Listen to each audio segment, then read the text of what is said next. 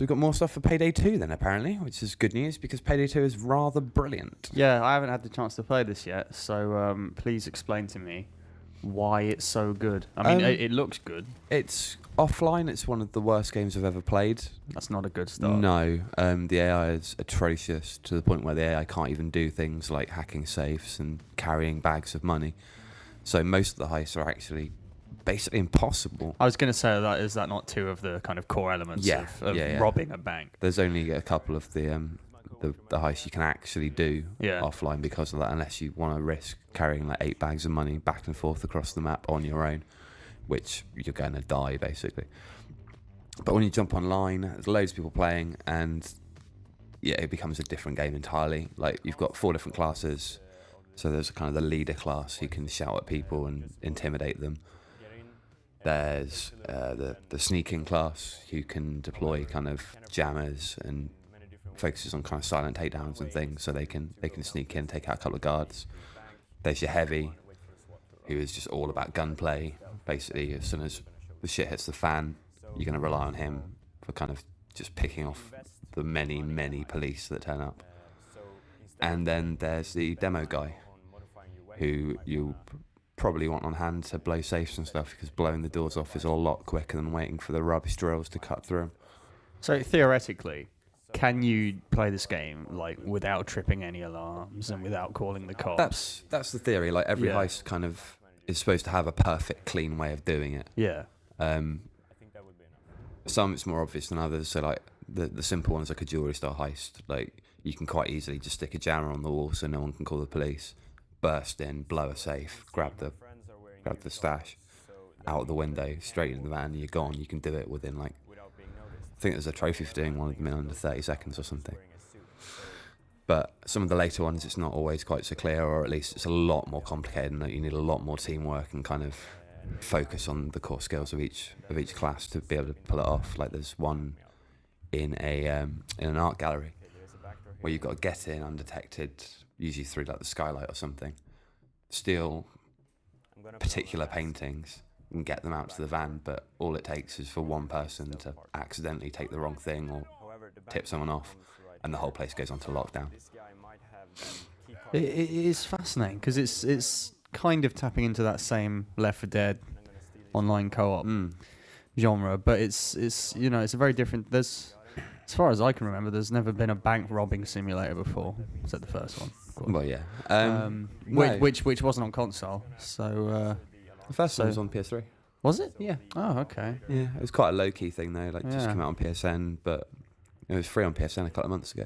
Oh wow, shows how much I know. I thought that was I thought it was Steam only, the first one, because they made such a big deal about this one being on console. Yeah, well, it's got a proper release. I think that was the thing. The first one kind of came out of nowhere and got a bit of a cult following around it. It was a bit janky, kind of.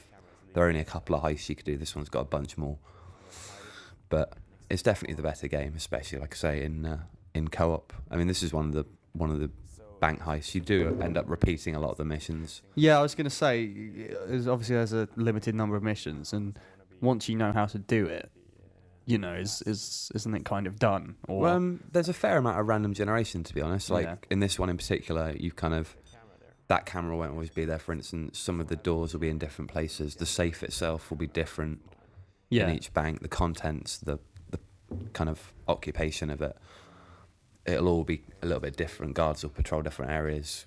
There'll be kind of panic buttons in different places, that kind of thing. So you never really quite know what you're getting into. You really do need to kind of use that part at the start of the mission where you haven't got your mask on. You can't shoot or anything. You basically can't run, can't do anything, but you can scope the place. You can still kind of raise suspicion, because obviously you're wandering around with a big duffel bag full of guns and drills and all kinds of nonsense. But you need to use that time to kind of just really scope the joint, get an idea of where everyone is, where all the panic buttons are. Just really make a proper plan of attack, because if you don't have that and you don't have coordination with your team, you're just going to lose. You're going to end up backed into a corner with police absolutely everywhere. I can see how this wouldn't work with AI. Yeah, it seems way too reliant on having teammates who know what they're doing. Yeah, I mean, the AI, to be fair, is quite good when it comes to like shooting, but anything more than that and you're screwed. Like if if a player drops out and they're replaced with AI, because there's always 4 people in the mission, no matter what. So if one person drops out and you're kind of left with an AI person, it's not so bad because they can kind of pick up the shooting stuff. They won't, like I say, do any of the core mission objectives, but they will have your back and they'll have it well because they're not doing anything else.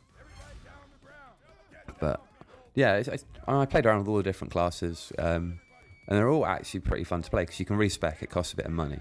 Yeah. But once you get to like level 45, 50, you can kind of get a fair idea of what each class is going to be able to do at the end. And some of the later toys are brilliant to play with. So like the demo guy doesn't really get much. In fact, none of the classes really get much, thinking about it, until sort of that level 45, 50, where the real game changer skills start coming in. The things like the bombs to blow the safe, like the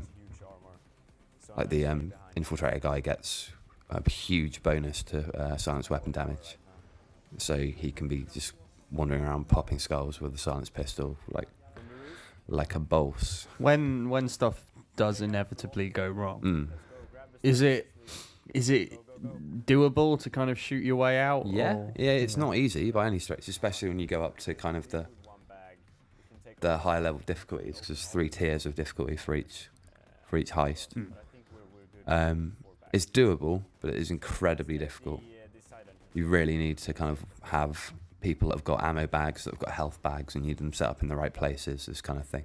Otherwise, you're going to have a horrible time of it. I mean, there's some weird little bugs in the game, so things like you can interact with objects through walls. Of course. So you can abuse those, so you can kind of stick when you're hacking into a safe, you can stick a health bag and an ammo bag just on the outside, so that you can use them when you're out hanging around waiting for it to be cracked. And then once you get in and you're cornered, you can still use it through the wall. Good old immersion. Yep. It's a video game, and it adheres to video game rules. It's like those Counter-Strike videos you see of people just standing on each other's backs to defuse bombs through floors and totem walls. Poles. Yeah, which is awesome. No, this seems like the kind of thing I'd very much enjoy. And if they're constantly, well, not constantly, but if they're keeping it updated, They seem to be, new content. They do seem to be, and it's kind of ongoing as well, because the rewards you get after each mission are randomly generated as well. So you end up getting a different colour for your mask, or a different mask shape, or weapons and attachments, these kinds of things, and it's all totally random. So the more you play, the more you unlock, and the more fun you can have. I mean, it does present a few problems. I mean, I didn't get my first silencer for a weapon until like level 40 or something, which is way too late. But otherwise, good stuff.